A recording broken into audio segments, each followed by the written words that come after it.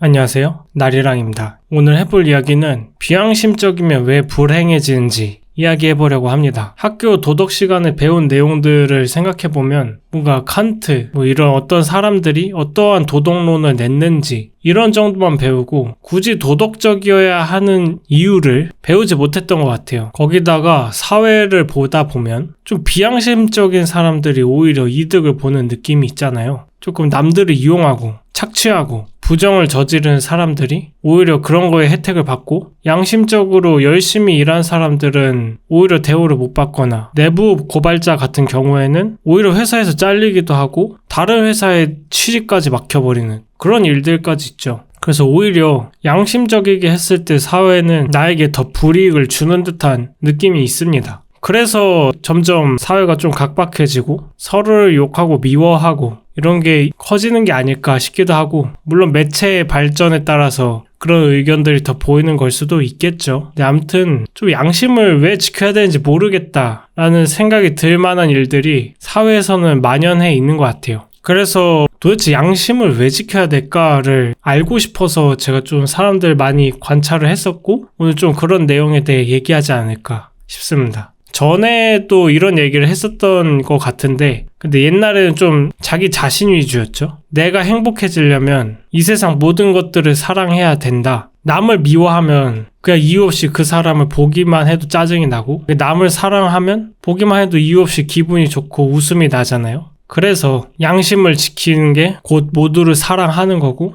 또 그 길이 내 궁극적인 행복을 위한 길이다라고 옛날에는 좀 양심을 지켜야 되는 이유만 설명했었는데 이번엔 좀 안 지키면 어떻게 되는지 얘기해보려 합니다. 사람들이 그런 말 많이 하잖아요. 언젠가 업보는 돌려받는다. 근데 저는 사실 업보를 바로 받는다고 생각합니다. 비양심적인 사람이 받는 형벌은 변화할 수 없다는 것입니다. 죄책감이란 건 나를 힘들게 하는 가장 큰 감정 중 하나라고 생각하거든요. 제가 요새 마케팅을 배우는데 마케팅에서 말하는 사람들의 근원적인 욕구는 남들보다 좀 우월해지고 싶고 내가 좀 뛰어나고 싶고 똑똑해지고 싶고 가치 있는 사람이고 싶어 하는 거, 그걸 원하거든요. 근데 내가 어떠한 죄를 졌다, 어떠한 잘못을 저질렀다, 그 순간 나라는 사람의 가치가 엄청나게 떨어져 버립니다. 남들이 보는 것뿐만이 아니라 스스로 볼 때도 내가 어떤 잘못을 저질렀네? 나 이것밖에 안 되는 사람이네 라고 생각하게 되잖아요. 그래서 스스로 자신의 가치가 되게 떨어지고 이 잘못을 인정하게 된다면 그 잘못을 뉘우치기 위해 다시 반복하지 않기 위해 에너지를 들여서 변화하려고 노력을 해야 되는데 그것 또한 굉장히 큰 에너지 소비죠. 그런 이유로 죄책감을 가진다는 건 굉장히 힘든 일 중 하나다. 그래서 사람들이 어떤 선택을 하냐?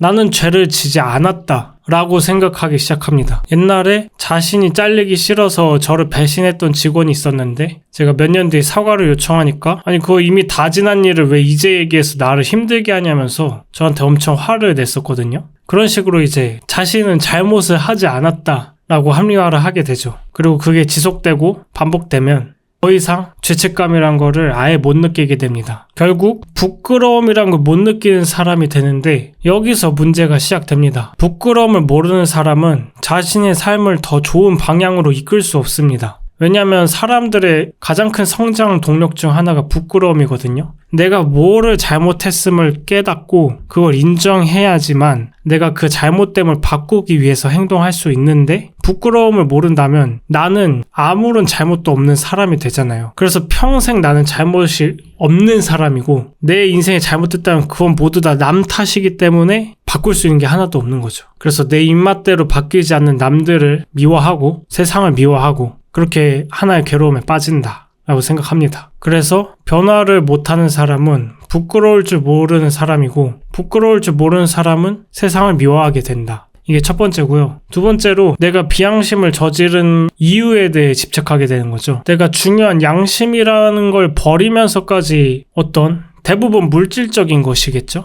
왜냐하면 양심이란 정신적인 걸 버리면서 정신적인 걸 추구할 리는 없기 때문에 어떠한 물질을 얻기 위해서 내 양심을 버린 건데 그 물질마저 가지지 못하면 내가 양심을 버린 이유가 없어지게 되니까 내가 양심을 버리게 된 계기인 그 물질에 더욱 집착하게 되는 거죠. 그래서 사기꾼이면 뭐 돈에 집착하게 될 테고 제 옛날 직장 동료는 자신의 안위가 중요하기 때문에 오히려 저를 욕했고 그렇게 되는 거죠. 결국 어떠한 광신도처럼 어떠한 물질에 목을 매게 되는 삶을 살게 되고요. 근데 행복이란 건 물질적인 것도 필요하겠지만 정신적인 부분도 같이 밸런스가 맞아야 되기 때문에 물질에만 집착하는 삶으로 행복을 이룰 순 없다는 거죠. 그래서 내가 원하던 물질을 취했음에도 불구하고 계속 공허한 마음이 들 수밖에 없고요. 그리고 내가 만약에 그 집착한 물질을 가지지 못하거나 누구한테 뺏겼다 이러면 남들보다 몇십 배는 훨씬 괴로워지겠죠? 결국 내가 비양심을 선택한 계기인 그 물질, 그것밖에 없는 삶이 돼버리는 거죠. 얼마나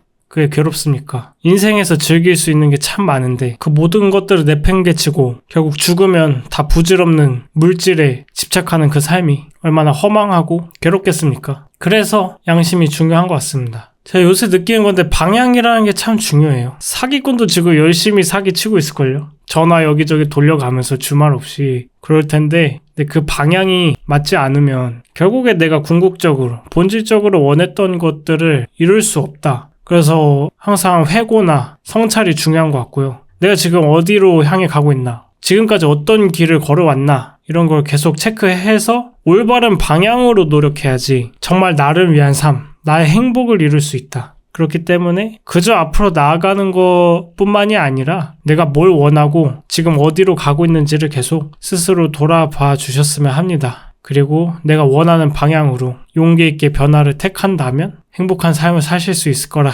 믿습니다. 오늘 하고 싶은 얘기 여기서 마치도록 하겠습니다. 영상 시청해주셔서 감사합니다.